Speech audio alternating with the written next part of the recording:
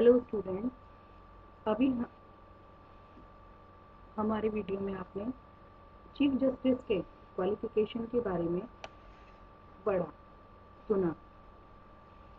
इस वीडियो के माध्यम से हम सुनेंगे कि जो न्यायाधीश हैं यानी कि सुप्रीम कोर्ट के जो न्यायाधीश हैं उनके लिए क्या क्वालिफिकेशन होनी चाहिए।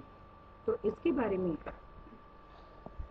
हम आज इस वीडियो के माध्यम से आपको बताने का प्रयास कर रहे हैं। आर्टिकल 124(3) के तहत सर्वोच्च न्यायालय का न्यायाधीश बनने संबंधी निम्नलिखित योग्यताएं मानी जा सकती हैं, जैसे कि व्यक्ति भारत का नागरिक होना चाहिए और वो उसमें किसी उच्च न्यायालय में या ऐसे 2 या 2 से अधिक न्यायालयों में लगातार कम से कम 5 वर्षों तक न्यायाधीश रहा हो। मतलब उच्च न्यायालय जैसे ही कैडर के किसी भी कोर्ट में वह 5 वर्षों तक उसने जज का काम किया हो। तीसरी बात आती है कि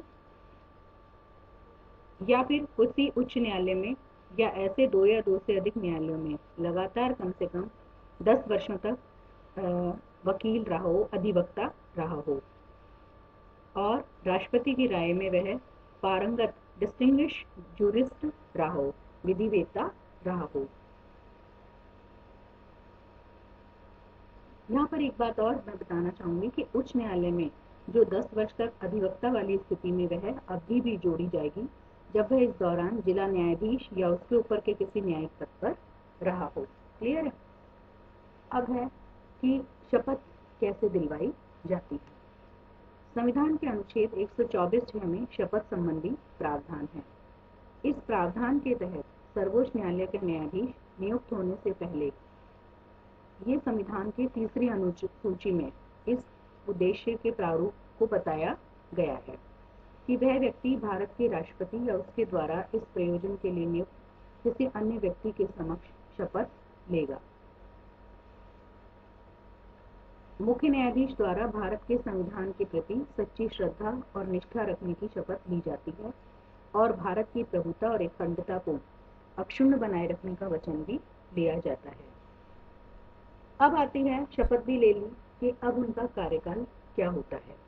टेन्योर ऑफ जजेस। सर्वोच्च न्यायालय के न्यायाधीश 65 वर्ष की आयु 65 मतलब 65 वर्ष की आयु तक अपना पद धारण कर सकते हैं। संविधान ने इसके बारे में कोई टेन्योर निश्चित नहीं किया गया है और कोई भी न्यायाधीश राष्ट्रपति को अपना लिखित त्याग पत्र दे सकता है। एक इम्पॉर्टेंट चीज ये हो गया कि किस तरह से उनकी नियुक्ति होगी और किस तरह से वो अपने शपथ ग्रहण करेंगे। शपथ ग्रहण के मामले में हमने बता दिया कि जो संविधान की तीसरी अनुसूची में है उसमें प्रारूप दिया गया है, उसके अकॉर्डिंग वे भारत के राष्ट्रपति के समक्ष अपनी शपथ ग्रहण करते हैं, अपना पद ग्रहण करते हैं। अब एक बात आती है कि न्यायाधीशों को कैसे अपने पद से हटाया जा सकता है। प्रोसीजर फॉर रिमूवल ऑफ जजेस। आर्टिकल 124(4) में न्यायाधीशों को हटाए जाने महाभियोग शब्द का प्रयोग नहीं किया गया है की प्रक्रिया का उल्लेख किया गया है। मतलब कि न्यायाधीशों के लिए महाभियोग का प्रयोग आर्टिकल 124(4) में नहीं किया गया है। भारत के उच्चतम न्यायालय के न्यायाधीशों के महाभियोग की प्रक्रिया जो है वो जांच अधिनियम 1968 में दी गई है। 124(5) के तहत संसद विधि द्वारा न्यायाधीशों को हटाए जाने से संबंधित प्रक्रिया का उपबंध कर सकती है। न्यायाधीशों को हटाए जाने की प्रक्रिया की शुरुआत संसद के किसी भी सदन से की जा सकती है, चाहे वो उच्च सदन हो या निम्न सदन हो। यदि हटाए जाने की शुरुआत लोकसभा से होती है तो 100 सदस्यों और यदि राज्यसभा से है तो 50 सदस्यों के हस्ताक्षर अध्यक्ष या सभापति को देने के बाद ही प्रस्ताव पेश हो सकता है। क्लियर है कि लोकसभा के तो 100 सदस्यों द्वारा प्रस्ताव दिया जाना चाहिए और राज्यसभा के 50 सदस्यों द्वारा प्रस्ताव दिया जा सकता है। अध्यक्ष या सभापति द्वारा प्रस्ताव स्वीकार किए जाने पर 3 व्यक्तियों की एक समिति गठित होती है, जिसमें सर्वोच्च न्यायालय का मुख्य न्यायाधीश होता है अथवा कोई भी अन्य न्यायाधीश सर्वोच्च न्यायालय का हो सकता है। किसी उच्च न्यायालय का मुख्य न्यायाधीश और एक पारंगत विधिवेत्ता होता है। क्लियर है? सर्वोच्च न्यायालय का मुख्य न्यायाधीश अथवा कोई भी न्यायाधीश, दूसरी बात आती है उच्च न्यायालय का मुख्य न्यायाधीश, और तीसरा आता है एक पारंगत विधिवेत्ता। यदि समिति न्यायाधीश को दोषी नहीं पाती है, जिसके विरुद्ध उन्होंने हटाने की प्रक्रिया शुरू की थी, प्रस्ताव आया था, तो यह प्रक्रिया यहीं समाप्त हो जाती है। और यदि समिति इन्हें दोषी पाती है तो मूल प्रस्ताव के साथ समिति की रिपोर्ट को सदन में पेश किया जाता है। यदि प्रस्ताव दोनों सदनों द्वारा अलग अलग कुल सदस्य संख्या के बहुमत तथा उपस्थित व मतदान करने वाले 2/3 सदस्यों के बहुमत से पारित हो जाए तो उसे राष्ट्रपति के पास भेजा जाता है। तो इसके लिए हटाए जाने की प्रक्रिया के लिए अलग अलग कुल सदस्य संख्या के बहुमत तथा उपस्थित एवं मतदान करने वाले 2/3 सदस्यों के बहुमत से पारित होना चाहिए, और फिर उसके बाद उसे राष्ट्रपति के पास भेजा जाता है। इसके पश्चात तत्काल ही राष्ट्रपति न्यायाधीश को हटाए जाने का निर्देश जारी कर देता है। इसमें ध्यान रखने योग्य बात यह है कि संविधान के अनुच्छेद 124(4) में यह प्रावधान है कि यह प्रक्रिया संसद के एक ही सत्र में पूरी होनी चाहिए। मतलब ये नहीं कि दूसरे सत्र में हो, एक सत्र जब चालू हो संसद का तभी ये प्रक्रिया पूरी होनी चाहिए।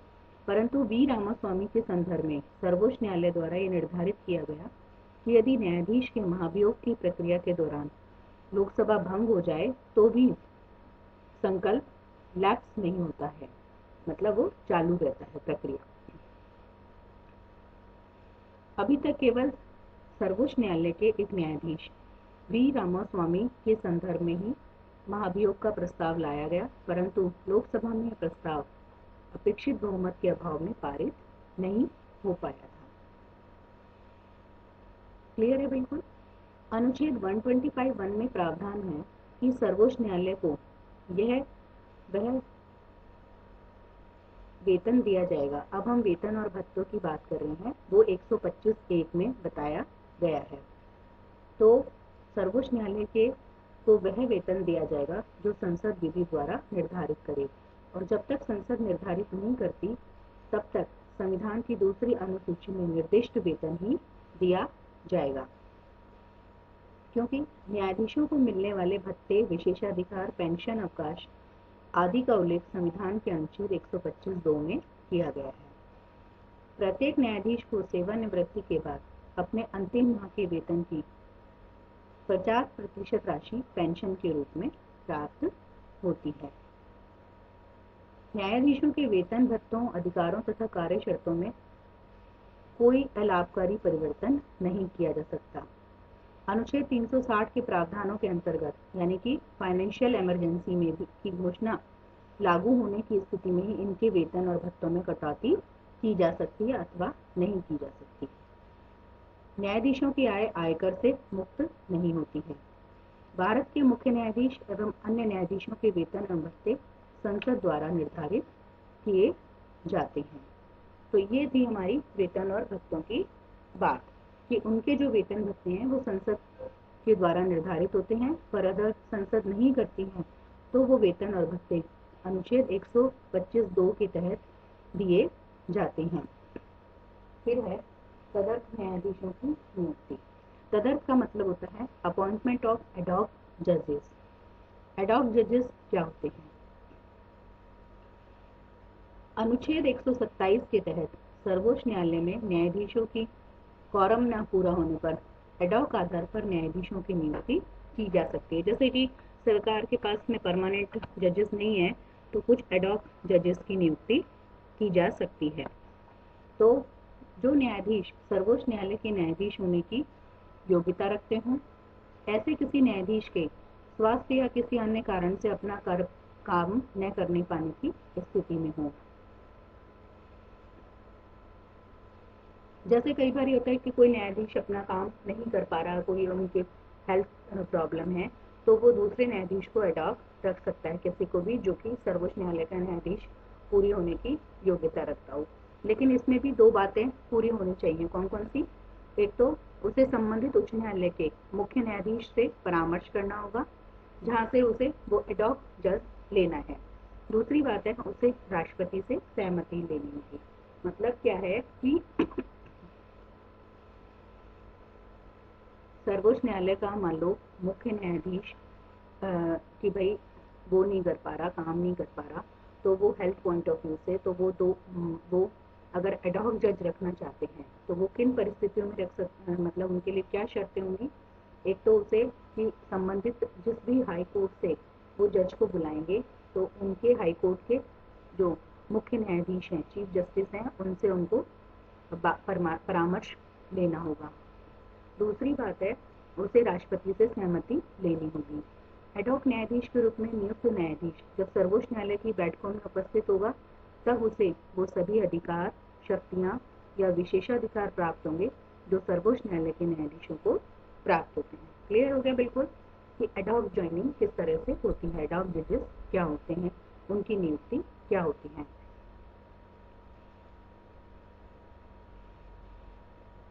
सर्वोच्च न्यायालय का जो न्यायाधीश के जो क्षेत्राधिकार हैं, सर्वोच्च न्यायालय के जो क्षेत्राधिकार हैं, शक्तियां हैं, वो क्या हैं? सर्वोच्च न्यायालय के क्षेत्राधिकार और शक्तियां के बारे में हम अगले वीडियो में आपको बताएंगे। Thank you.